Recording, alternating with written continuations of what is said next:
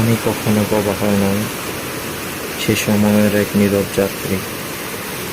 বস্তুর আবার বুক ছিঁড়ে অবিরাম বয়ে চলা এই স্রোত যেন আমাদের শেখায় জীবনের সৌন্দর্য থেমে থাকা নয়, সামনে এগিয়ে চলার মধ্যে।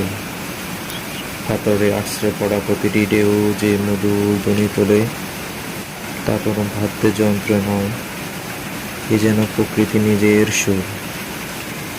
সেই কলকল শব্দের ভেতর লুকিয়ে আছে প্রশান্তি, ধৈর্য আর জীবনের গভীর এক বার্তা।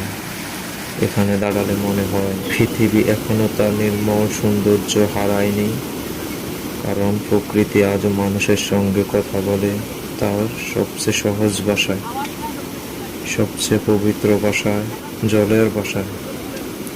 হয়তো এই কারণেই নদী, ঝর্ণা আর জলস্রোত কখনো পুরনো হয় না।